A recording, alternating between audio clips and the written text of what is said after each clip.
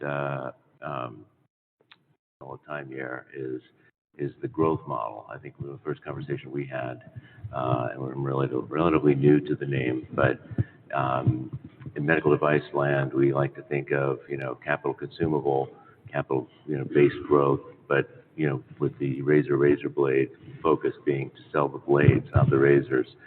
And, it took me a little bit to get my mind around the idea that this is really just a razor company, that you're selling platforms that enable procedures for clinicians, but that you see this very, very large opportunity to kind of expand laterally. So maybe talk a little bit about the rationale behind sort of that business model and versus the approach that many other device companies is almost like, we'll give you the capital, we just want the consumables.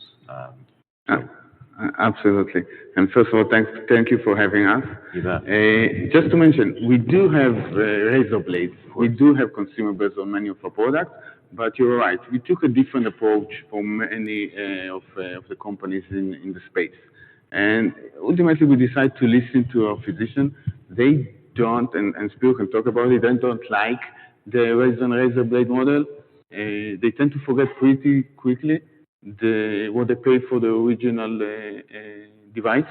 So even if you discount it or heavily discount it, as many of the companies do, the ones that go with the razor blade, at some point, doctors don't like the fact that they need to pay a hefty fee to this manufacturer. And what we do differently is we charge them the full price on the device and charge them very reasonable price on the consumable. And by doing that, we are incentivize them to offer our procedures as many times as possible to the patients. And, it works. Right. Joe, do you have any comments about that? Yeah, I mean, I'm a practicing plastic surgeon, so I can tell you right now that every time you do an operation or a procedure, you're thinking about this company has their hand in my pocket, right? So there's a magic number at what that disposable number can be. But don't forget, as we grow, and that disposable base is going to grow as well, we want them to be successful because the majority of our clients are small business operators, right? So for them, it's a very simple math. Here's how much it costs. Here's how fast I can pay it off. The difference is that because our procedures are higher, it's not laser hair removal, they're able to pay it off within a year, which is pretty quick, which allows them to get a new machine from us, a new platform. And that model has worked for us. But we understand the criticism. We understand it. We're completely aware of that, Matt. But appreciate you having us here and trying to explain it. Yeah, and I wouldn't say it's so much criticism. It's just a different model that is different. It's different than what we're used to, I think, on the medical device side. And zooming out and thinking about the process of my digesting that kind of, does this make sense? Is this going to work? Is that you are dealing directly with a entrepreneurial business owner versus selling into a healthcare system that's based on reimbursements to DRGs and procedure codes and so on and so forth, which really does change the way you need to position that. Another aspect of it that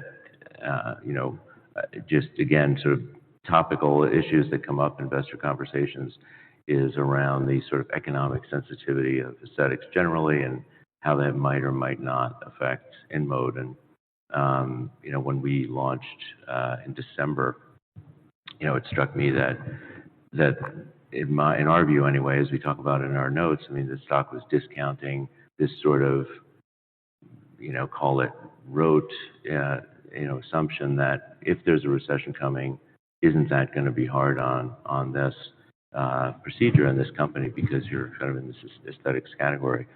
But maybe talk a little bit about how your procedures are positioned against kind of the broader available products to patients. In other words, this is bigger than Botox, but smaller than sort of a larger invasive procedure. So maybe talk about the positioning. Well, we don't mind if I answer that. Sure. It's a really good question, Matt. So a lot of our management team as well as our sales force comes from Cynosure. So we had the experience of being with Cynosure when in 08, 09 when the crisis happened. So what happens is during those periods, does it affect the company's sales? Of course it does. But from a practitioner standpoint, what happens is that patients don't stop doing aesthetics. It's lipstick and cigarettes. They continue doing it What has changed, though, is the price point's different. Instead of having a $30,000 tummy tuck or a $20,000 facelift, they'll still have things done. But they'll do it in your office, no anesthesia, no hospital fee, and the range is around $3,000 to $5,000. If you're in that range, which our procedures are in that range, and the doctors that have that ability with our technology to do it in the office, they go through the recession, they're a lot more resilient to it. That's one. The second thing is the spas, right? We're heavy in the core doctors and plastic surgeons and all the things that we do. Our spa exposure is not as big, but during the recession back in 08, 09, the spas were the first to fold. So we don't have that that exposure as well. The third thing is, and this is important, we designed everything we did. We wanted to have staying power. If you look at aesthetics and you look at kind of the Wild West, right? You have a great machine, you market the hell out of it. 18 months later, it becomes a coat hanger, and you get another machine, and this is crazy vicious cycle. We never wanted to do that. We wanted to make our machines ubiquitous in every office and have staying power that will protect us through that period of time. So our majority of our clients are those kind of professional clients when they're able to have established practices and weather that storm. So we're not, no one's completely insulated, but we are as best as we could, considering also, that we're sitting on a bunch of capital and our balance sheet and all that. But we're not concerned if there is a recession, if it does come forth, that it will affect us tremendously or anything like that. Sure. No, and again, did I answer your question, Matt? Yeah, absolutely. And I have a couple of follow-ups. What I would say is that is taking into account that sure, to your point, there could be an impact. If the recession's of a certain degree, there's likely to be an impact.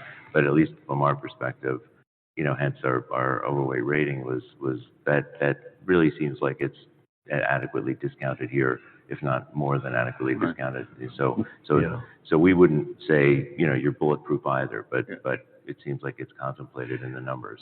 You mentioned Botox, and I think this is an important sort of analogy, right? Botox is, at this point, commercialized commodity. Everyone does it, right? We looked at our patients, we looked at all the numbers and the studies that we've done, and we know that the average patient that comes in and has a procedure done has 3.8 procedures done a year at a $3,000 to $5,000 price point. So we are the Botox of minimally invasive surgery in a way. And it's a differentiated product that nobody else really has. Right. So you have to sort of take a step back because it is a paradigm shift from what's traditionally being done, because it's a long-term surgical result delivered in a minimally invasive way in the office. And that recurring patient that keeps on coming back for more is also very similar to Botox, but a different price point. Yeah, so. And different price points. So the follow-ups are, different price point to the patient, right, to the consumer, but also a different price point to the clinic. So maybe talk about, one of the aspects of 2007 and 8 was the price tickets on lasers and such were quite different from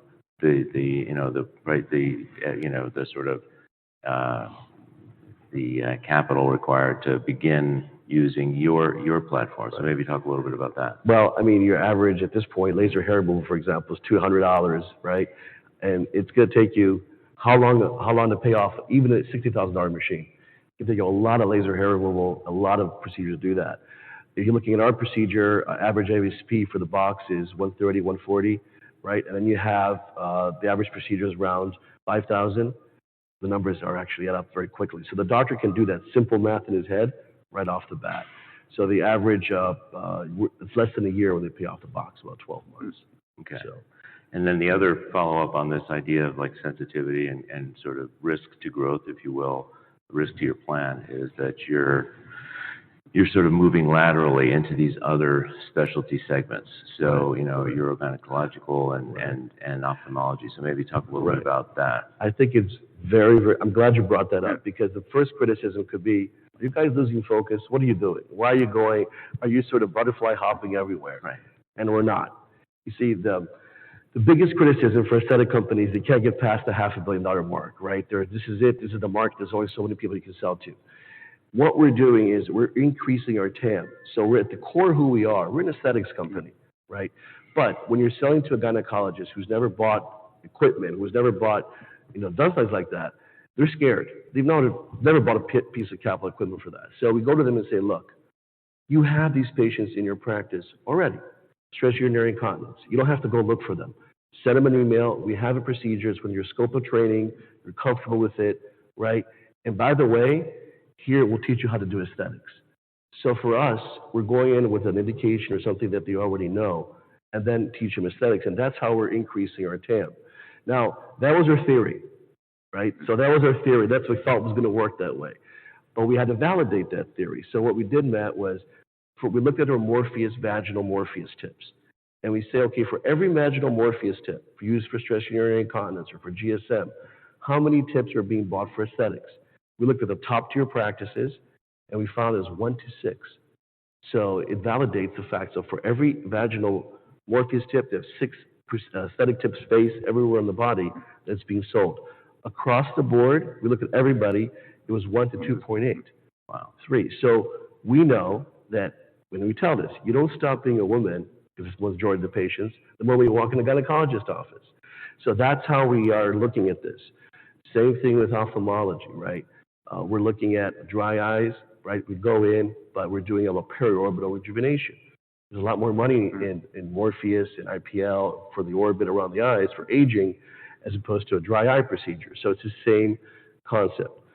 We have a very large training force, and we have a lot of things in place to be able to educate and train these practitioners so we keep things safe, which is also a big deal, right? Right. What people don't know about us, everyone has said you're a plastic surgery company because we stuck to plastic surgeons in the beginning. I can tell you right now that 50% of our clients are non-core, right? And that's a lot larger number of people doing aesthetics than actually your 8,000 plastic surgeons, out of which 2,000 do pure aesthetics. So we do have a long runway. We're only penetrated in dermatology about 8%. So we have ways to go. So we're very confident with this, a core approach, still going to dermatologists, still going to the people we know, but also opening up the TAM with these different procedures. There's a method to the craziness. It's not like we're jumping around and doing stuff. No, I wouldn't say it's crazy. It's certainly different. It's a different strategy, but when you sort of piece it together, it makes sense. Many physicians or practice owners are looking for ways to grow their practice, and introducing cash-based procedures is a very attractive way to go with. And this is how we attract more of them into aesthetic. Yeah, that makes sense. On just the timing, so you're launching into, with Envision into ophthalmology this year. Yes. So maybe talk a little bit about, what sort of early proof points or, what do you have already that gives you confidence in that? And when do you think investors will start to see kind of the breadcrumbs of the path towards what that opportunity could be, like in Power, which has been pretty successful? Well, we don't think it's going to be as strong as Empower. We've been already selling to ophthalmologists and oculoplastic surgeons, so they're familiar with our product. Our device, if I had to quantify it, we're a little better than J&J's LipiFlow, obviously, right? Are we dramatically better? Is this going to save all dry eyes in the world? No, but it actually does, the fact that we can control the temperature, do what we need to do is very effective. What's differentiated is that it's customized to every eye, right? It's not J&J's product is basically a one size fits all. So that customization helps and a lot also for the efficacy. On that device, though, we have Morpheus and we have IPL, right? So again, we're going in with a dry eye issue. We're hitting, we're going to be talking to a lot of different specialties that focus on dry eye. But say, hey, by the way, you could also do rosacea with IPL. You could do the periorbital rejuvenation with Morpheus, and that's all cash-based, and that will make money. Depending, for example, optometrists in certain states where we're allowed to sell and what we do with them, that's also a call point because an average optometrist will spend $250,000 to set up his practice. None of that revenue makes it revenue. It's all diagnostic. So we're looking at the whole gamut, but we're very careful how we position our devices, just like we did in plastic surgery. We're starting with the oculoplastic surgeons and the ophthalmologist, and we're getting the credibility we need. We're publishing our studies. And as we trickle forward down, we see within reason what we can do to the different other specialties. Okay. That's sort of... And to answer your question, yes, we are going to do a soft launch, what we call this year. So the contribution to the revenue will not be significant this year. Right. But later on in the year, maybe we'll be in a better position to understand what the long-term opportunity from this market. But as Spiro mentioned, just because this community is smaller, it's not going to be as high as the Empower. Okay. Right. Fair enough. Yeah, and I guess thinking about one of the thematic issues across our space, which so far doesn't seem to be impacting you very much, but maybe you could speak about it as you get further into urogynecological surgery and then also further into ophthalmology is staffing. A lot of these clinics are trying to figure out how to get patients through faster Right. with a tighter staffing footprint. How does your solution fit into that, or are you starting to see any pressure like that? No, man, I think no one's ever asked us that question, and I think it's an excellent question because every physician is thinking about it. If you start disrupting the physician workflow, I don't care if your device is amazing, they're not going to use it. So, two things. First, we try to make our devices so simple where the lowest common denominator in the office can use it. That's very, very important. Morpheus is like that, depending on the state, of course, and the regulations. And the training and all that goes into that is what matters. So we're able to do that, and we're able to say, okay, yes, you could be playing golf and someone in your office is doing it while you're not there. So that's a huge, huge thing. And again, our devices are small, they're compatible.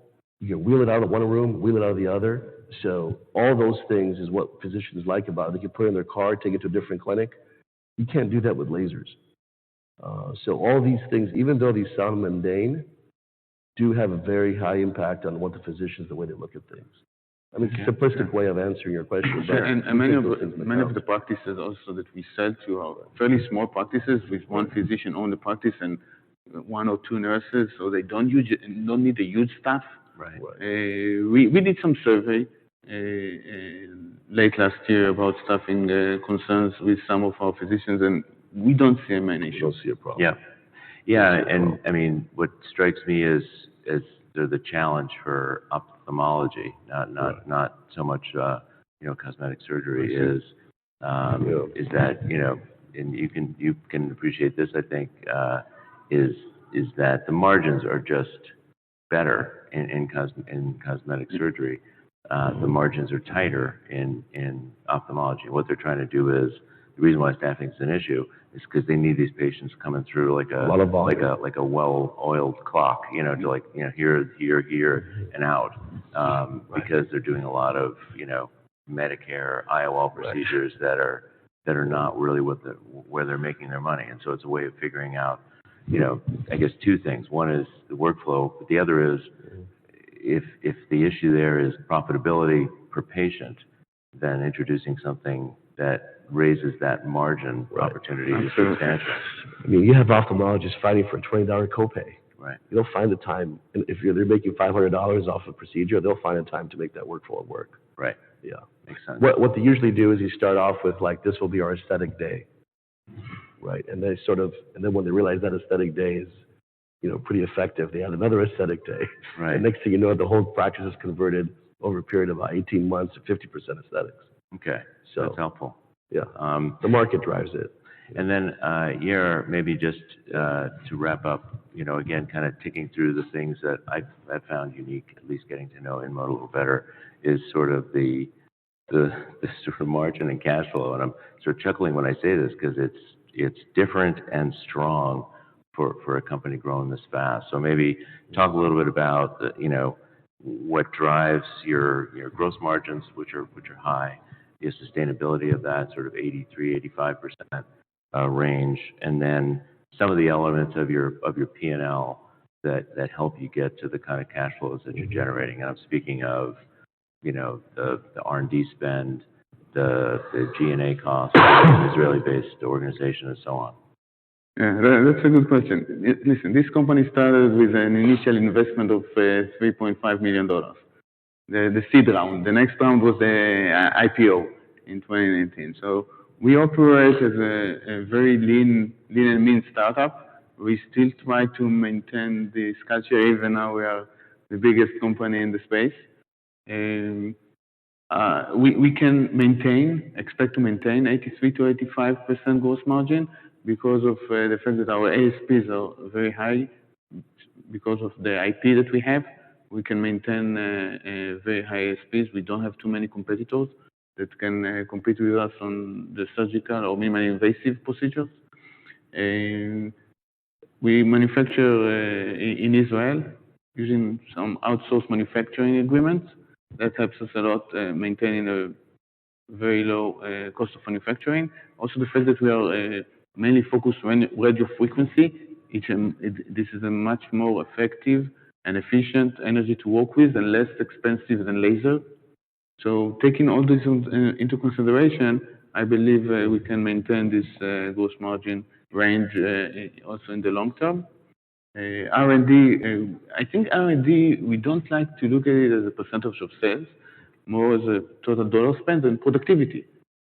We were able to bring in the last 4 or 5 years 2 to 3 new technology or new products to the market every year.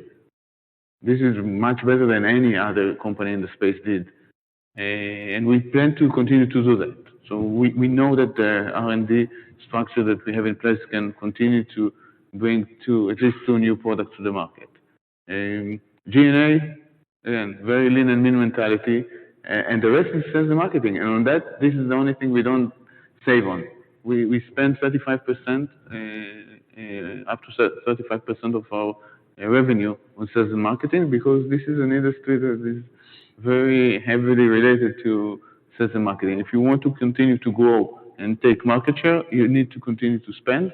And luckily, we have the gross margin and the profitability to afford spending 35% on gross margin on sales and marketing as part of our business model, which is not something many other companies can say. Sure. No, and with the growth trajectory that you have, constantly investing in expanding the field force and so on, getting into new specialties, that you can see, the need for higher spend there. No, that's super helpful. And, I think given that we're at time, we should probably stop. But so with that, I'll say thank you both for coming. And this is a really helpful kind of overview of what's unique about InMode, at least from a perspective of a traditionally medtech analyst. So thanks. Thank you, Matt. Thanks for having us. You bet. Thank you.